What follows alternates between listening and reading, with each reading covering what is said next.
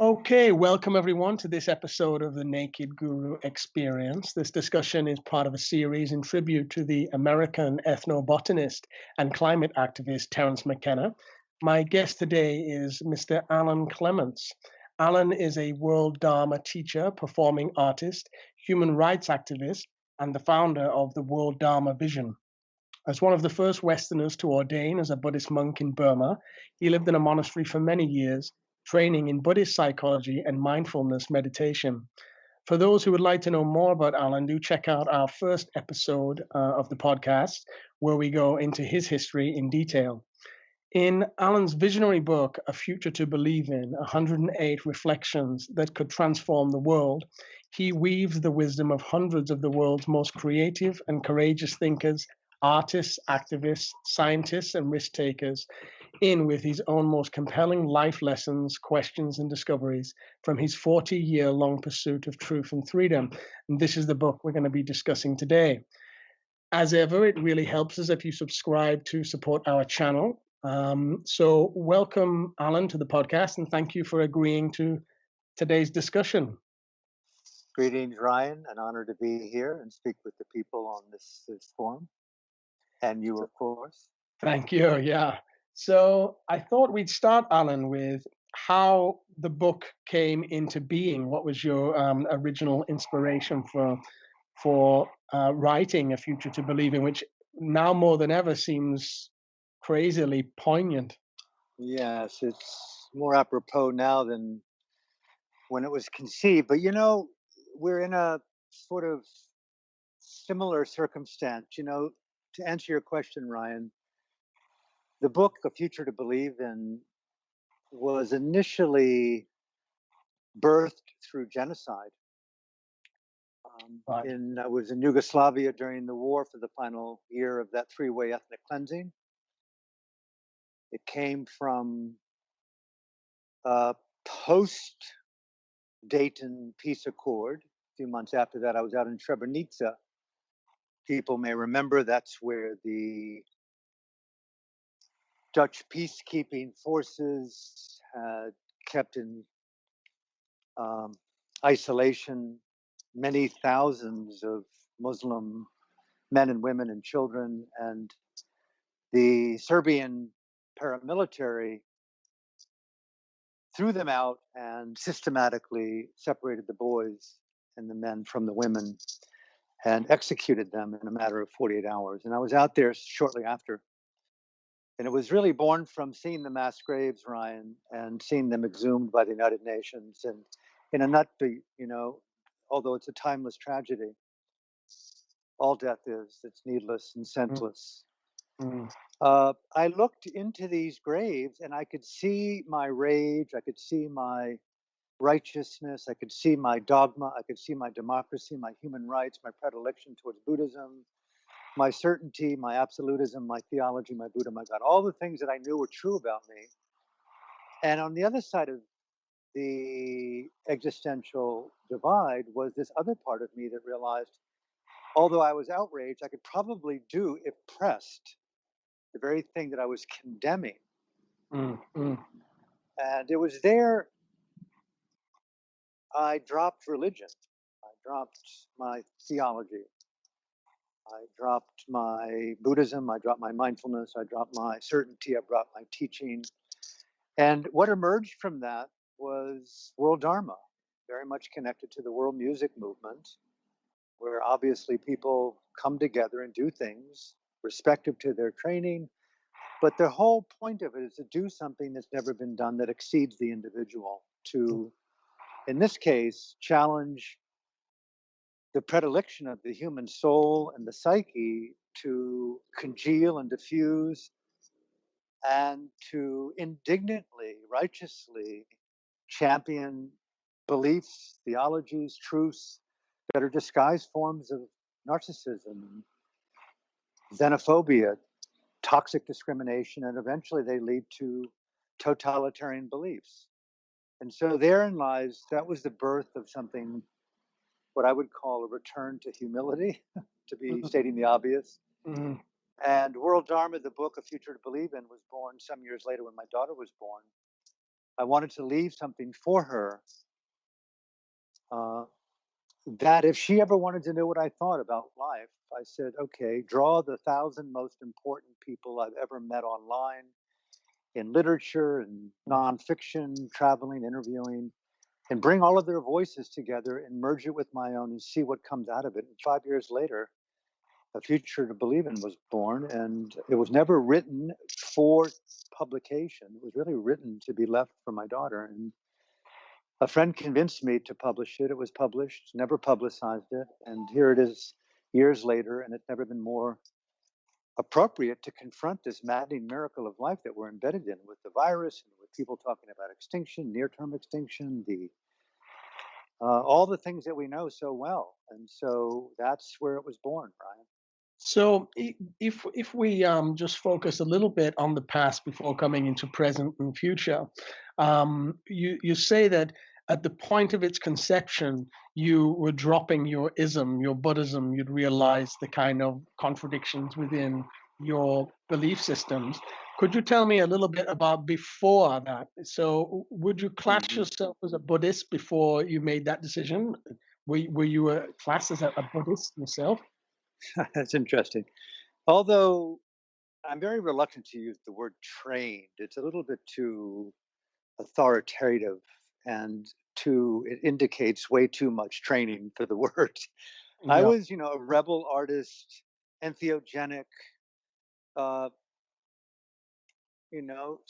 student of transformation and philosophy and art in the late 60s and the 70s. I went to college at the University of Virginia. Mhm. And, to make a long story really intimate and succinct, based upon 6, 7, 8 years of deep psychedelic entheogenic research and play and poetry, whether it was high dose, medium dose, or low dose, the tribe of us got together and realized coming down was far more treacherous than going up. And we wanted something more organic. And as a result of that, we fled to India to ask the questions. We weren't certain what we would find. And eventually it led, for me, on the serendipity of an instinct, to discover the more intricate, nuanced aspects of consciousness. I was enthralled with the study, the empirical study of consciousness. And Buddhist meditation made the most logical sense because it was a very non-religious, non-ism oriented way to organically look at the constituents of consciousness to illuminate the most beautiful, trusting, and liberating states of mind. And so I ordained as a monk in a Buddhist country that was unknown to me at the time, one of the most lethal, maniacal, totalitarian governments in modernity in Myanmar, Burma. And so, yes, I became, over time, someone who studied meditation. But as a monk, I eventually picked up a lot of theory. I found myself, yes, to be defined by being a rebel American psychedelic Buddhist. And I was thrown out of the country 3 or 4 times and came back to the West.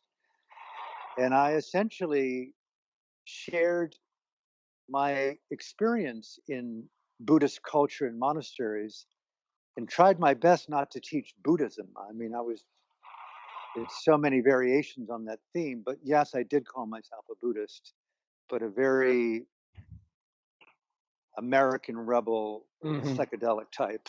You know what I mean? And I don't know that the it Buddhists in Burma would call me a Buddhist. no, it has interested me in your story. While you were practicing Buddhism, were you still involved with psychedelics, and or had you stopped at this point and purely focusing on the more kind of monistic practices? Um, the psychedelic, literally in various forms, uh, have been with me since I was 15. I'm 69. I mean, they've never really left my system. Mm, They've defined, they've evolved into so many profound, nuanced, beautiful expressions of consciousness and physicality and life and thought. And so to answer that question, they've grown like trees and equally roots into my psyche, to my neurology, to my genetics, to my, trans existential awakening. They are who I am. I think it's the nature of existence, the molecule of consciousness, and those who champion liberty and states of freedom. It may not be literally the psychedelic, but I think it's definitely the metaphorical essence of it. Mm. But I have, to answer your question, very carefully researched with a few people in my life a wide range of the psychedelic, from the LSD, obviously, to mushrooms. I mean, I was low dosing mushrooms here in Bali for 4 years in the 80s. Yeah. And DMT was a very specific one for me for several years, along with MEO. Mm. And it was always for research. We filmed them, we taped them, we discussed them. I didn't necessarily move into the recreational use of them. I did a lot of MDMA therapy with friends and therapists. So Mm-hmm. yeah, they're there, but it's been, I'm much more into diet, yoga, meditation, exercise, the spoken word, theater, poetry, love at the moment. And when I do have a chance, the lower the dose, the better for me. Mm. Do you, Alan, do you believe that psychedelics, that they tie in somehow with other belief systems such as Buddhism, Hinduism, the yoga? All of them Oh, have some kind of common thread between them, moving from the personal consciousness to the collective consciousness, transhumanism, as you was talking about. yeah, absolutely. Really good question. There's been a terrible divorcing, primarily in Europe, America, Canada, Australia, of the quintessential, more esoteric psychedelic expressions of classical Buddhism. And most of the Buddhist teachings deal with forms of organic AI and the most extraordinary expressions of cognitive controlled expressions of consciousness. The Buddha was very comfortable duplicating his body and programming it cognitively to ask himself even questions so that people who were listening could see a dialogue rather than him just talking. Mm. And the texts are filled with nuns and monks and lay people who live in a psychic intuitive intersubjectivity. Look at just simply in Tibetan Buddhism with the Dalai Lama, the 14th. He's not the 13th or the 15th. He's known to be the 14th. That's a highly psychedelic recognition. He's Mm. really pointing to not a transmigration, but an energetic rhizome, if you will, of consciousness that doesn't die.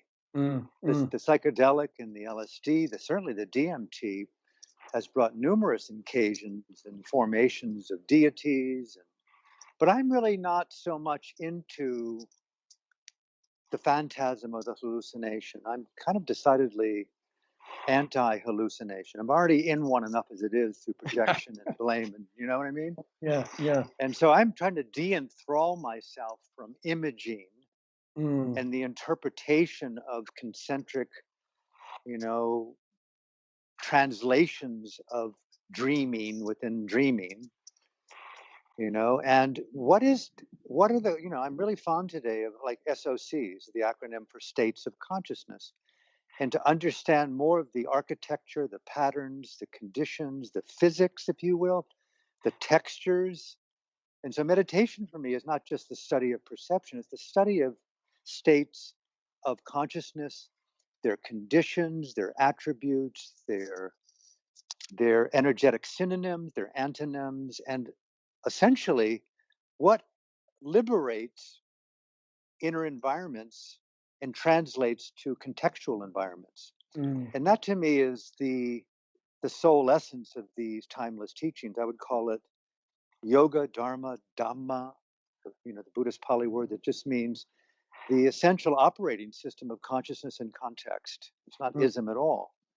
And so, yeah, the psychedelic as a trajectory, an impulse, a kind of existential entelechy, the drive for freedom, I think that's all implicit in the word psychedelic for me, but I'm not into anything artificial, no matter how organic it is, to overly influence consciousness away from my dedication to conscious choice making in the moment. Hmm.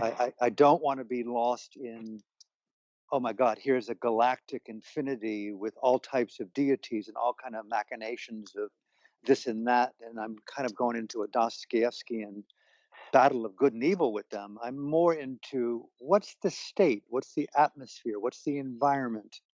How am I involved here in the colorization of consciousness? Is this love? Is this truth? Is this patience? Is this luminosity? Is this balance? I want to learn the constituents on the infinite stage of inner liberating theatrics, if you will. I want to be a Dharma artist more than a psychonaut. I want to be a So, liberating Dharma artist. so living with reality as it is, uncolored.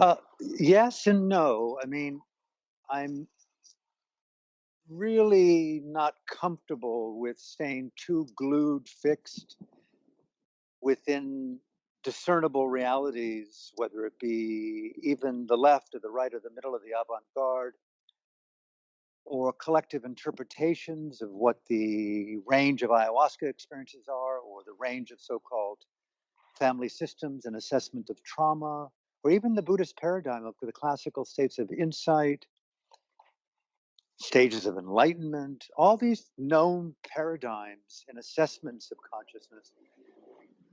I'm kind of more into exploring new edges of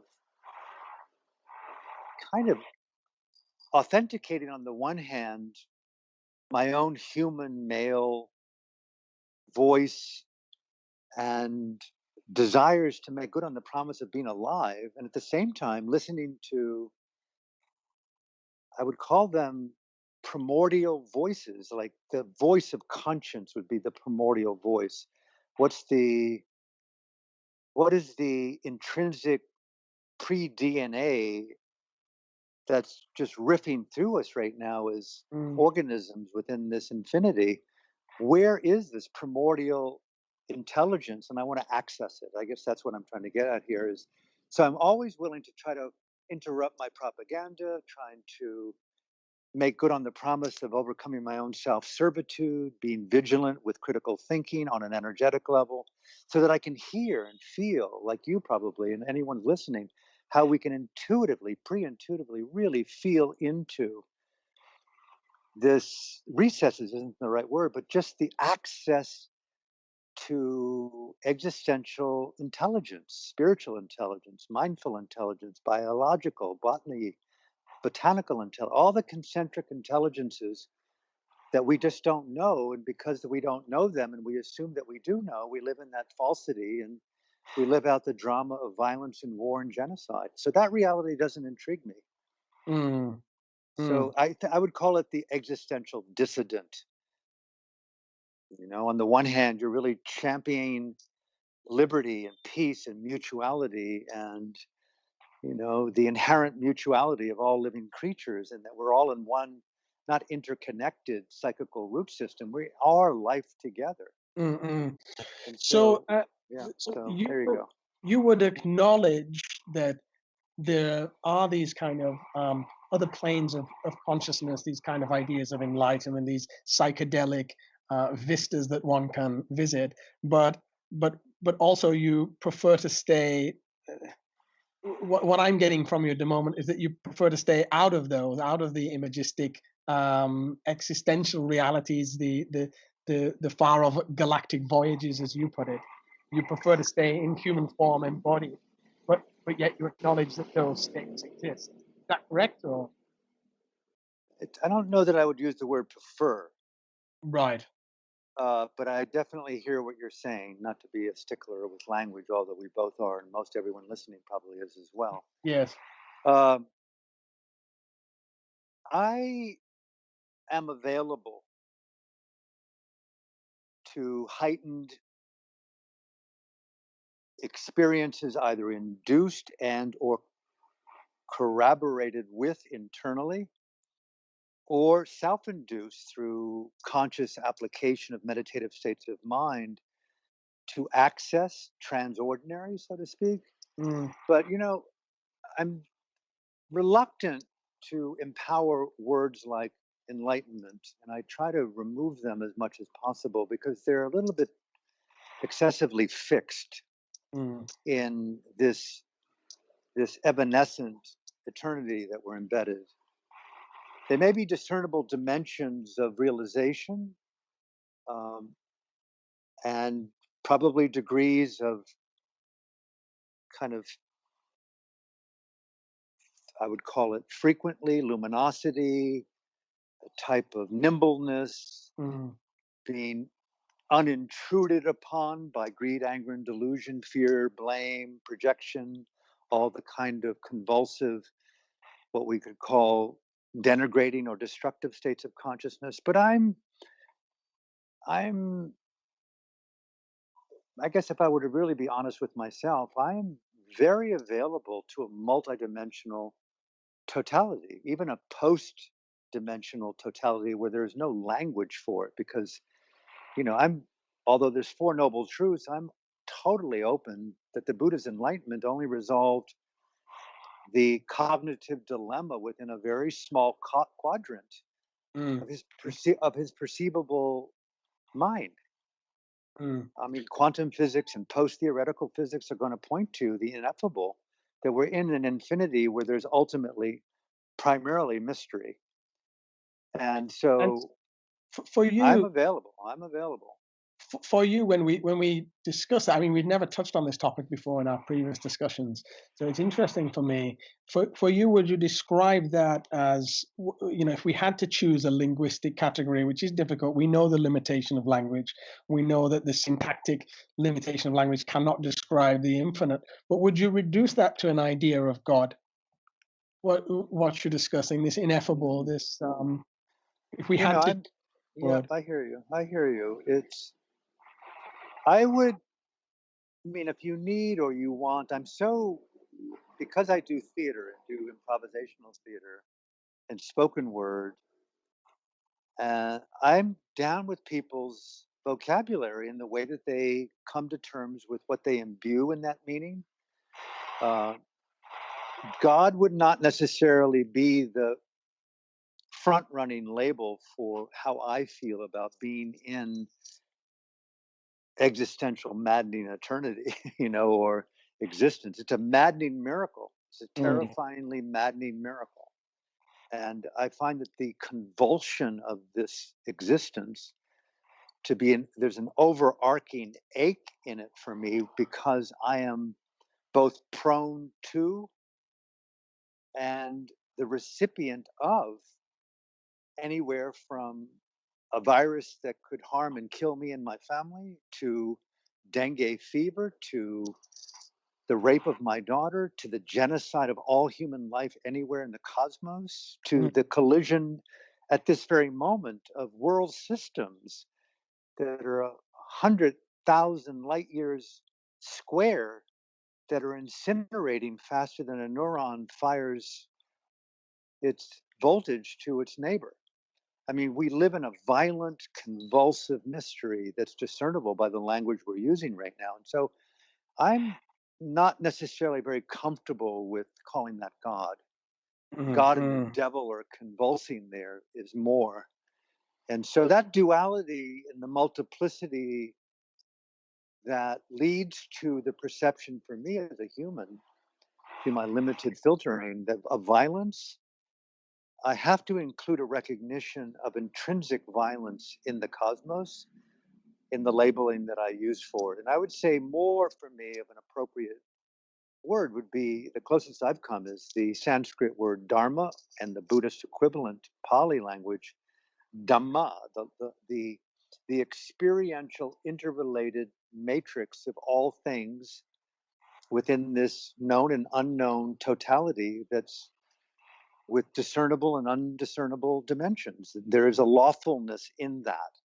mm, And that leads me to believe that if there's a lawfulness, then there's a reason to believe in meaning and and and shaping my behavior, thought, and speech in ways that conform with my perception of reality, truth, freedom, and mutual coexistence. Mm, mm. There's a So couple of that go ahead. stand out there, Alan. Is number one is about, you talk about a totality. So if we talk about a oneness in a kind of Alan Watts sense that you are God and so is everybody else, or rather than use that very loaded word, you are a manifestation of the universe and so is everybody else. You are a microcosm of the macrocosm of the universe. Is that something you adhere to? Do you talk about a totality and meaning, an interwoven network? Are we a manifestation of the universe, a microcosm of the infinite, of the divine, in your view? Well, I don't know exactly what you mean, but I think for me, you're stating something for me that's very obvious. We are embedded, emoting, perceiving, compelled by instinct. We are alive, and that recognition of aliveness is known to me by illness, disease, loss, separation, love, breathing, waking up, dreaming. I validate my life by the perception of my life. So yes, I'm a part of it, but I don't attribute much more to that, rather than, I guess it comes back to my travels post monastic life to war zones, refugee camps, areas of extreme violence and conflict, where I've seen just how humanoids, the organism, the people, you and me and everyone on this planet, Mm, probably is capable of some of the most odorous behaviors that have littered history with, oceans of blood and tears. And so we're living in a war zone that's also infused with this, very hard to define word called the sacred and the nuministic, the existential, the transcendental. We have realization, we have love, we have intimacy, we have peace, we have violence, we have hardship, we have genocide. And so the issue for me is not so much the recognition of me being a part of that. I am. At times, tragically, far too much so for my taste. That's why I want safety and peace and refuge from the storm. But I have to participate in that participation. I want to do consciously, and I want to do my part to erode my participation in individual and collective violence. And I think that becomes the distinguishing mark for me of what you quoted as Mr. Watts said, is my conscience is more my God. And mm. therein lies the right and the wrong, the skillful from the unskillful, and determining what are the constituents of consciousness that give rise to mutual coexistence and fearlessness and the basic, the basics of civilized human existence in respect to nature. Right. I mean, from to listen to what you said, it almost sounds like you're choosing good over evil in your practice. It's Unequivocally. yeah. I think unequivocally. I think that's the mark of the signature label of a yogi or a meditator or a psychedelic savant. Anyone, I think, who's exploring the mystical adventure of being alive will come to some, I would think, I pray, It's obvious. Yeah. a recognition to care about existence sufficiently to do as Jesus said, do unto others as you would like them to do unto you. And therefore, Yes. peace is a far better environment to live in than violence. It's a universal truth that's amongst all religions, all spirituality, all Yeah. and even psychology to some extent. Mhm. Um, just See, to yes.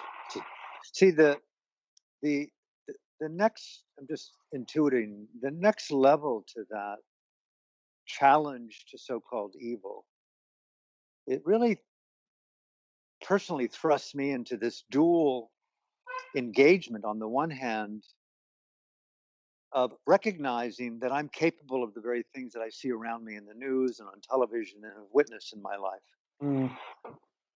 Anywhere from the simplest of things, of deceiving a lover to lying to judging to blaming to projecting to possibly, when pressed, pressed, killing in the name of.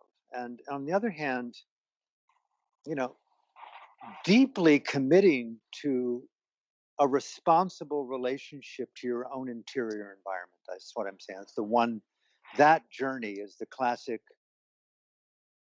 mendicant, renunciate, the hero's journey that really Mm. challenges context with taking radical responsibility for what you are inside. So, in other words, becoming victorious over your own inner battle. And then at the same time, and certainly not mutually exclusive, is to care for care for the world, care for even outside of our circles of intimacy, which is extremely hard to feel the life, the anguish, the pain of otherness. But today, obviously, with the coronavirus and with many people from, the young Swede from Sweden, Greta Thunberg, talking about, I want nothing to do with your hopium, to world leaders. She's talking about the very likely end of life as we know it, with either near-term extinction or extinction. And what do we do with the preciousness of a full breath rather than just simply occupy ourselves with our own interior transformation? So part of my World Dharma vision, part of living and finding liberation through living, is to really take my personal interior journey and make it an inseparable contextual awakening. So, Right. Yeah.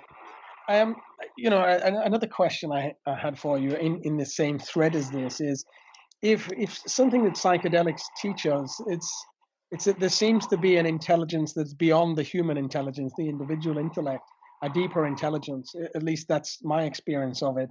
And so, in line with what's happening with this human extinction, with this virus, could do you believe there is a divine unfolding process, a process that is, it could be about extinction, but it also could be about rebirthing. It could be about a death of what was before, as with every evolutionary process, and a rebirth of something new and more attuned to the ways of nature. that is beyond my capacity to even speculate. There's so many simultaneous expressions of despair and suffering in the world beyond just the front lines of what this virus is doing as a global biological Chernobyl.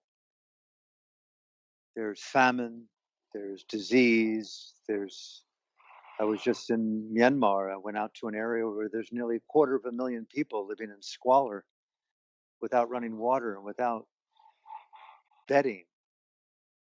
And most of the people there, if they had work at all, were busing an hour and a half into the cities to work in factories, primarily as ghost slaves, to perpetuate the illusion of comfort in our Western societies, whether it be from garments and plastics or car parts.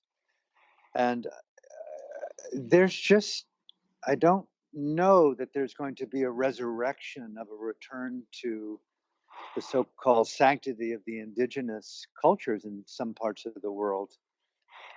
There's so many concentric and overlapping problems at this very moment. I mean, we're using technology that by very nature of it is perpetuating, anthropocentric self-annihilation through the homicidal economic economy that we're all embedded in. So I don't know what's on the other side of this, except that I do believe, and we've talked about this before, but I do believe that hope itself is intrinsic by being alive. Is there a message in the psychedelic molecule? that will relieve the tension of this catastrophe and open up a new vista of possibility. Anything's possible. But I think it comes down to the very intimate, um, unavoidable work of the individual to assume responsibility for her and his own states of mind, to study the experiential felt textures that define consciousness. Uh, each of us live at times in fear, greed, delusion, anger, righteousness, and they, if unrecognized and the impulse is strong enough, we obviously, to state the obvious, we act out and we speak out, and we, if we're in some positions of power or control, we lead countries to war and kill. Mm, So I'm thinking that the most important thing is not to be looking for some kind of existential message out of a bottle, but to do the day-to-day interior environmentalism of attending to your mind on a mm, very conscious level. And I'm a real believer, Ryan, in I'm not an activist.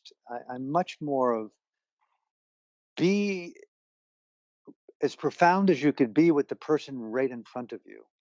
mm, Keep it so simple, not even one person at a time, but to do so well with the nearest and most beloved people near us. They're the ones often who we talk about being beautiful with, but often sometimes compromise there. And so I'm take care of your interior work, recommit to the beautification of consciousness, study the attributes of what emotional, psychical beauty means to you, and care for the tribe, the family nearest to you, and extend mm, outward as mm, much as you possibly can. So I would say, in a nutshell, um, generosity and giving while you do what you need to do to explore the more esoteric aspects of existence, but be human in your expression of loving. mm. Yeah, I think that's a great message. It's something that many of us on our journey overlook. That the deepest and most profound things one can do is with their closest, nearest, and dearest. Instead of trying to change the world, you change the micro world of which we all inhabit as our individual point of consciousness, Mhm. which I think is ever more important right now. But just stretching once more to the more esoteric dimension, can while we live in a dualistic reality, a dualistic universe, can we have a universe without violence, without the war, without the hate, without the the negative side of what you've been touching upon this past half hour? Isn't that all a necessary part of a dualistic reality? One that you cannot have the love without the hate. You cannot have the peace without the war. I'm not justifying it, but I'm interested to just know what is your perception of the Mhm. world Mhm. in that way. Well, what you've articulated is the context that we are blessed and cursed to engage on this blue green sphere spinning 25,000 miles an hour around that fireball. We are compelled by function of our unexplainable births to participate in this maddening miracle of this duality that's been so articulated throughout the last 10, 15,000 years. And on the one hand, it's taking up the good fight, and one could argue you will never know love without the opposite. But I'm not satisfied with a love in context with its opposite. I'm at a stage in my life, in my personal evolution, I feel, where I would define my life as an existential dissident. I'm decidedly at two with the universe. I don't want to be at one with it. Mm, I don't want to be at one with any participation or any aspect of it leads to the violation of another perceived entity in it. I want to be as repulsed as humanly, existentially possible by violence as I would be with malaria or dengue or with the virus or Mm, anything. I want to grow in existential anxiety with anything violent. So I believe at my core, I'm not sure, I believe at my core, either we're embedded in an incredibly bad app where we're, this would not fly if I were in Silicon Valley as a deal. I don't, one rape dude is too much. Go back to Stanford.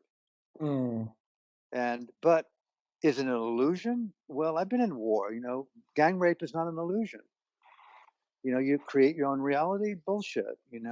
I didn't ask to be gang raped in Bosnia. I mean, you can't do that. It's a deluded, abusive belief system. mm, But is there a transcendental oasis out of the conditions of duality? I mean, that's what made Buddhism Buddhism. mm, That he spoke, if we can attribute any truth to the text, to a refuge, an oasis beyond the condition of suffering. And he even went as far as, which made Buddhism extremely unusual, he defined his own awakening to the extent that we imbue the text with the reality. I don't know anyone who's achieved the state, but he spoke about his enlightenment to be the absolute absence of greed, anger, and delusion under any circumstance. You could not. The fire had gone out. There's no condition. There's no wood. There's no air for the fire of rage or anger or delusion to arise. He said it went out. He defined, what is my enlightenment? The fire of hate has gone out. It's called the unconditioned. It's called nibbana. And I've played in realms primarily with ranges of mixtures with DMT and MEO and MDMA and even fine marijuana mixed over a day or two or three with certain friends. We've really tried to play with these finely effervescent states of consciousness with the nibbana metaphor.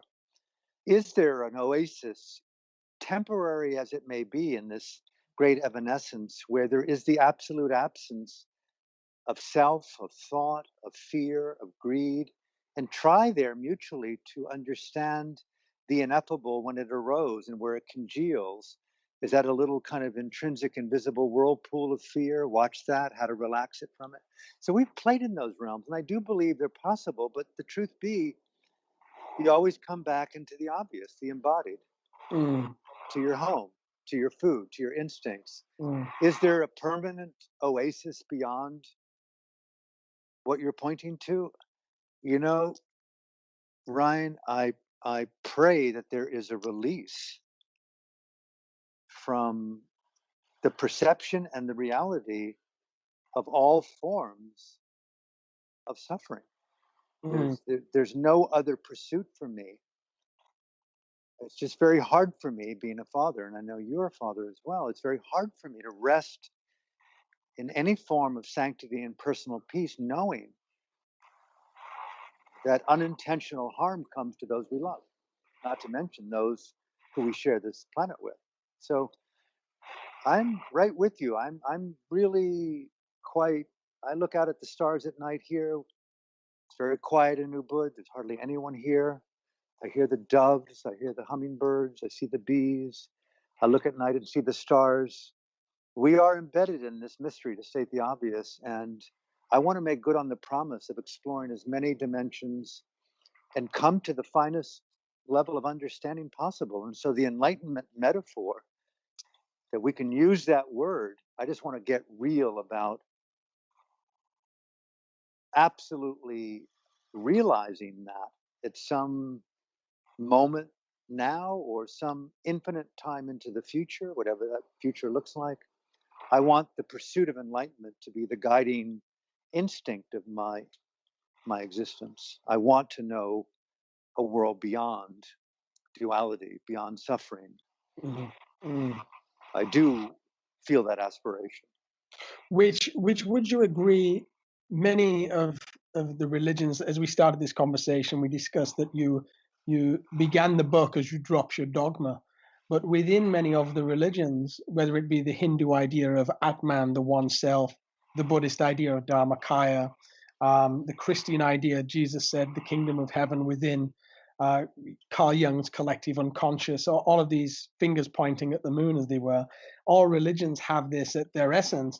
They are factually wrong in themselves. If you were to take one in a dogmatic form, it's wrong because it's kind of conceptualized the infinite and put it in a box and said, here it is. But they point to something transcendent. Is that the message for you? Even though you dropped the dogma when you began the book, is the message there that they point to something transcendent? Well, for me, there's been a multiplicity of transcendent experiences, but where I have dropped the religion is that I have relaxed my fixation on knowing and re-released myself into the study of a more virginal experience of consciousness. And that has relieved me of the tension, if you will, of the role of teacher or of insight or of upholding some doctrine. It's freed me more into the zero gravity of a more authentic exploration of the frequencies of consciousness. I mean, obviously, you and I, all of us, were embedded in, you know, for example, I mean, laboratory studies have shown that there's at least 1,000 gradations of light in a control study. There's, the ranges of color from yellow to blue and red to green. There's tens of thousands in that spectrum. There's 16 decillion colors in the universe, which is almost nearly infinite. So when we speak about, systems and people who pointed to the nuministic, the transcendent or the enlightened, when you compare it to nature and light and color, there's an infinite spectrum there. And I think that's what the psychedelic, and especially, the very low dose DMTs, have led me into an experience of nuance of consciousness rather than, I would call it, herniating into a phantasm. Mm.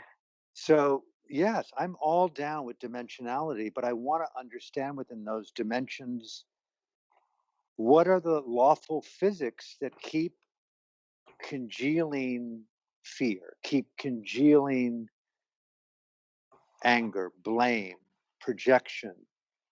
How could I overcome the zero gravity of those, I would call them denigrating states of mind? Mm. And so I want to free myself from those concentric, you know, often very alluring states. Projection and blame are very alluring at times, as is greed. And I want to overcome self-centricity. And that's the most important dimension for me, is to try to understand the matrix of ego, of pride, and what is that very deeply embedded kind of strange intelligence that sees me as separate from other and therefore would be willing to undermine other, dominate other. I understand the beauty of giving to other, but there are tendencies at times to denigrate other.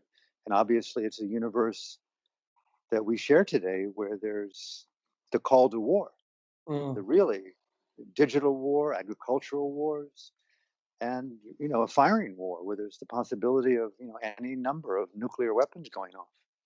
So we're in a very convulsive thing here that could be reversed if someone like a president and a prime minister, the United Nations, the secretary generals, imagine if they did what was required to have a moment of hallelujah, of redemption. I mean, I think a lot of people in the world today who are in the field of experiential philosophy and the studies of perception, the realms of existential psychotherapy and healing and the psychedelic world, I think there should be so much focus on inviting in leaders, theologians, priests, high teachers, the Dalai Lama, the Pope, the presidents, prime ministers, secretary generals. They're the ones, if we could find ways to ignite their conscience to want to discover consciousness, in a heartbeat, we could have a type of world peace that we've never known. And then we could relax possibly the fear of being harmed or not having, dying or being denigrated. And all of a sudden we can put good minds together. Mm. And then that type of intellectual, psychedelic, trans-spiritual conference festival, post Burning Man experience with the best hearts on the planet, most of whom are even unknown right now because they don't get the media attention that the frauds get. That I think anything's possible if we kind of really take our spiritual attention off ourselves so much and think of creative ways to reach across the divide and not blame and not vilify. That's the biggest struggle I'm having right now, is the amount of political, regional, global noise where so many good people are marginalized by blaming and debating, when in fact it's such a fertile time to elevate the status of critical thinking, independent analysis, deep questioning, to reinvent our yogic, dharmic, meditative wheel, to move beyond guru, authority, tradition, lineage. It's a time to, I think it's a World Dharma moment. That's why I wrote this book, to take it off of me. Mm. And I mean, I've given away over 10,000 copies of that book freely. And Mm. it just, all of a sudden, someone was writing in, Alan, this book I've been reading it seems more appropriate now than ever. And so I Yes. put it out anyway. So that's my rap. That's my riff. And within it all, I'm stating the obvious, is my heart breaks for I've lived a good life, but it's the younger people and the more marginalized people, the migrants, the refugees, the 3.8 billion who live on $1 a day, where there's 26 multi-billionaires that make over $3 billion a day, while that other half loses $500 million in wealth. I mean, the disparity is overwhelming. Mm. And so I would call upon, in our experimentation, hey, Mr. Bezos, hey, Mr. Gates, hey, Mr. Trump, how about all of you in Wall Street that just got bailed out by $6.5 trillion? Why not? You can't eat that money in the extinction. No. Come on, guys, it's time to see the folly of accumulation and just to open your hearts and hands right now and turn around and give something big to the world. That's the dying question. That's the elephant on the global stage today. Why doesn't the rich just support everyone right now and just relieve everyone of the fear of not having? Yeah, and the focus on the transformation of key individuals that can actually do something about the predicaments that we find ourselves in. Right there, I would say that it is so many media sources, blogs, podcasts would focus on transformational, beautiful stories of what are the attributes of generosity. Why would it benefit rich people to give? How do you become wealthier in spirit and heart?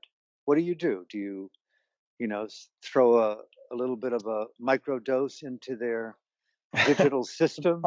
Mm, I don't know how to snap people out of the coma of narcissism. mm. It's, But but if we look at what is the cause of it, it seems to me, in one of my own theories is that if you look at indigenous populations, the Native Americans, obviously the tribes in the Amazon, they have a certain balance and harmony with nature. And one thing they have in common is community living and ritual. And often these kind of medicines and tools are part of their society. And it seems to me the human race has lost touch with these plants and become separated from these kind of monthly ritual or every full moon ritual. And that separation has led to further attachment to things, consumerism, material Mhm. attachment. I know that because I can see that on a microcosm within myself.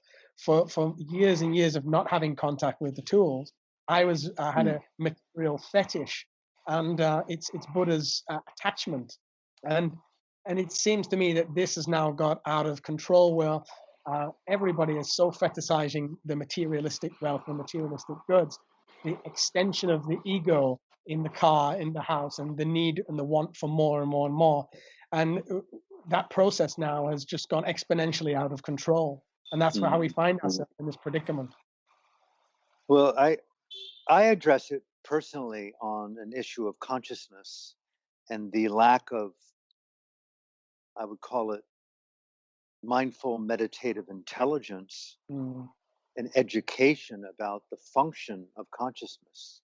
mm, And that if people had from an early age learned inner environmentalism and the decency of goodness, the decency of generosity, the naturalness of loving, the naturalness of sharing, rather than seeing it as something anathema to your life. And then I think we'd have a very different experience. But even so, I've lived in ancient cultures. I mean, as a monk in Burma, there are many areas of the country that it felt like, and they lived as if it was 2,500 years ago. And there's a very remarkable harmony. But at the same time, there are numerous continual, stating the obvious, expressions of jealousy, of blame, of mm, fear. It becomes an issue of how well do you understand Dhamma or Dharma or mindful intelligence, and how self responsible are you to take a responsible role with consciousness rather than judgment or blame. That fundamental human issue is the issue. mm, And that's tracing back consumerism. But then you have deeper issues too, where the human loves sex.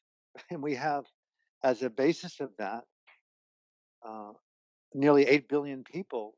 And to carry us in a way that's sustainable, we need, it's been said, 10 planets simultaneously mm, being farmed to sustain this. That's how out of balance we are with population.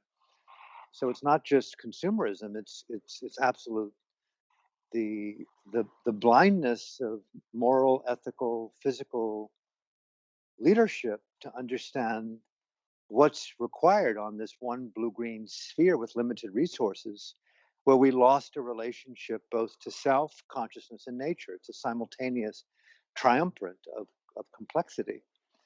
And then you have even in Burma, it's a very quiescent culture for years. All of a sudden, the Japanese fascists invade. The American allied soldiers from England and America confront them. Rangoon, Mandalay, the two major cities, are decimated by bombers. We live in a context that no matter how comfortable you are in your ancient expression of harmony with your rituals, other parts of the world are not in the harmony of that. And the next thing you know, they come and insult your culture and I think that's really what human history has done. Wherever it went, it decimated local populations, either by outproducing them or calculated acts of mass murder. Mm. And so we live in this conundrum that I think the great novelists and some of the spiritualists have spoken about. Dostoevsky was very fond of saying that good and evil, right and wrong, love and hate are intrinsic in the human heart. And that great battle is being fought by all beings, if you so choose to fight it, Yes. other than project it. And Which that to me is the quintessential issue today, is how well do we occupy our hearts with mindful intelligence. Which brings us also nicely into this mode of being that we're in and its effects on the climate. One thing I wanted to discuss with you was the idea of complicity and hypocrisy, because I recognize within your work the problem. It's clear what the problem is, and you've referred to Catherine Ingram's work as well. I can see the problem, but I also see my own hypocrisy and complicity in the problem. So I can see that plastic is going to the ocean and it's destroying. We're fishing out the ocean, and yet I'll have salmon for lunch and with a bottle of water at my side right now. I can see that the CO2 is damaging the atmosphere, and yet I will buy a new car, and so it's almost like being in a stream, being in a very strong current, a river. You can see that you're going to go over the waterfall, but the river. Yeah. Yes, you're speaking to the fundamental dilemma of pride, delusion, projection, and numbness. Doing things that are contrary, detrimental, denigrating, and potentially murderous to self, family, and other, all the while enjoying the rapid ride and going over the edge. Yeah. We're living in that semi-cognitive awakening where we barely are able to acknowledge, set aside, even feel our individual and collective delusion and hypocrisy in many cases. And I think that's the evolution of consciousness that we're in right now, that you can say that about yourself, or that I could say that about myself to the extent that I'm honest. That's a very rare individual who's willing to use the word hypocrisy, delusion. I think that's been a bit of my mantra the last couple of years, is that the era of guru, authority, teacher is over. And really, if you're going to share something, just simply share how you have discovered how you lie to yourself, where have you seen self-deception? How did you learn about your self-deception? How are you in denial? What has been the compromise and the cost based upon your pride, your ego? Would you talk to me about the ways in which you have discovered a double life, a triple life, a quadruple life? Do you pretend to be one person publicly and then conceal that from your so-called students and community and even your family? I mean, what is it that you do that you're not letting us in on? I think that dialogue is not something that should be confined into a confidential private dialogue with your therapist on ayahuasca. I think it needs to be the new norm within every form of spiritual, religious, philosophical, human community. And I think therein lies the possibility of empowering the resurrection of vulnerability, the resurrection of vulnerability as a virtue for the savior of the human race and of nature, if it's possible. And do you think it's possible? You know, I see how difficult it is in myself to admit a wrong, a fault, a shadow, a blame. I mean, how many of us have been in relationships? Perhaps you're in one now. I don't know. I'm not speaking about you specifically, but where no matter how much you put forth a commitment to transparency, reciprocity, honesty, safety, trust, that human condition is such that the human condition is such that you can, well, live in a delusion together where you've been triggered and your partner, your lover, your wife, your husband, your ally doesn't abide by those timeless principles. The next thing you know, you're asking your therapist and your friend, how did that happen? Mhm. You know, concentric circles of blindness, of struggle, of complexity. But this is where the portals of peace, the portals of liberty today are not about enlightenment and the idealized self, the aspirational self, the transcendent self. It's not, and I'm not really suggesting shadow work even. I'm just saying, let's be honest. It's not a lot to ask. We ask our children to be honest. Mm. We try to show them ethical behavior and speech through being examples of transparent, honest behavior. And we need to do that with each other. And I think that's the thing that I'm asking the Catholic Church. Yes, as a pope, I want to tell the world we have committed egregious transgressions to the fidelity of our teachings.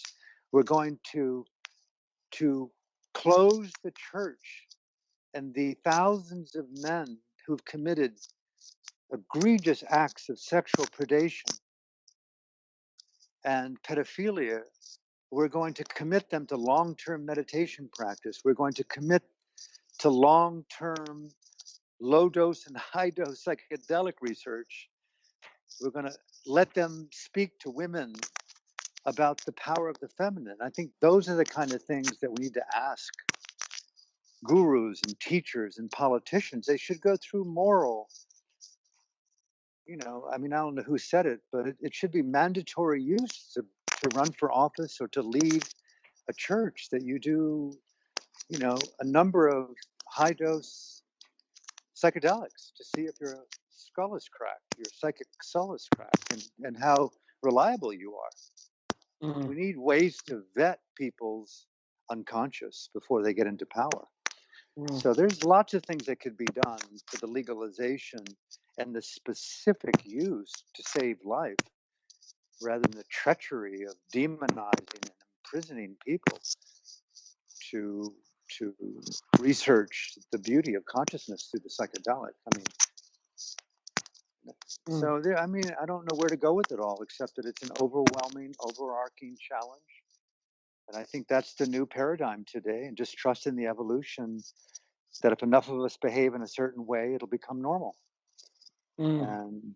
And my teacher in Burma, he gave up on adults and for 60 years taught what he called Dhamma culture to the children between the ages of 5 and 15, and introduced them to the study of consciousness as the nature of who you are and how you define your peace and your what does it mean to cultivate civilized states of consciousness? What does it mean to speak respectfully? What does loving kindness mean? I'll talk to you about the attributes of compassion. So he trained them in what he called spiritual intelligence. mindful intelligence. I think that's what we need to do today as parents and as friends. So Yeah. that's Yeah. Well, Alan, it's been fantastic talking with you, and I think we can do this again. I'm talking to a number of people during this lockdown. And so, is there anything else you would like to add as we close up our hour? I would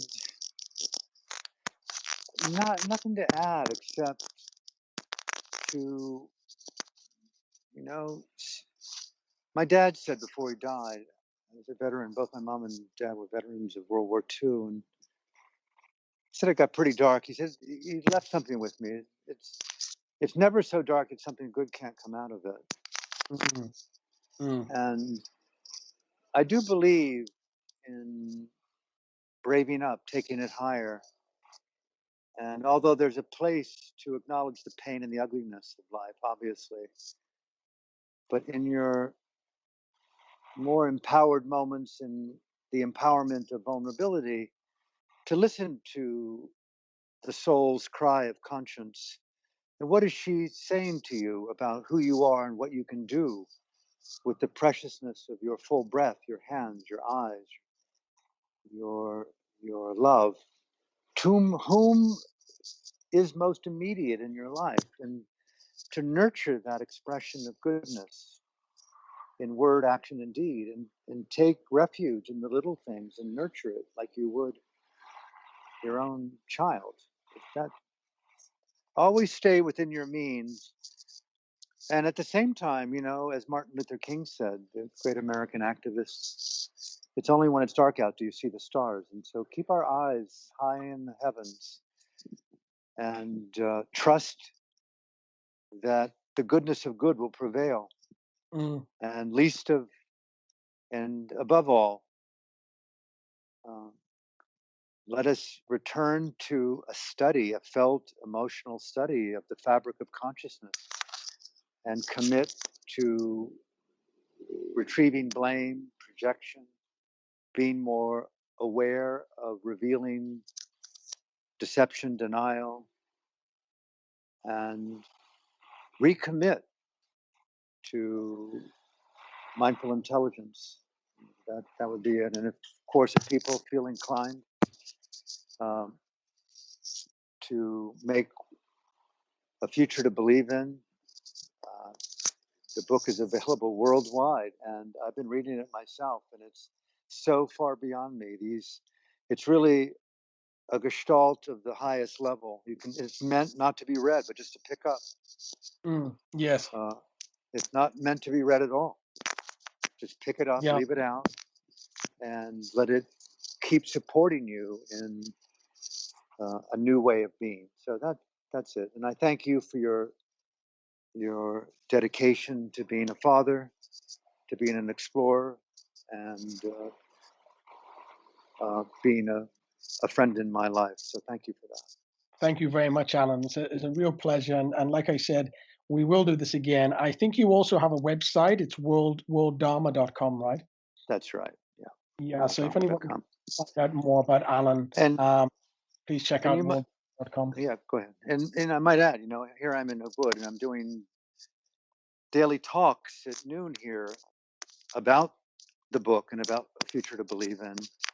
So people want to tune in on my Facebook page. It's Alan Clements World Dharma, and we're doing live streaming every day here from Ubud. So that's another thing where I'm just extemporaneously taking the day and the life and trying to take it higher.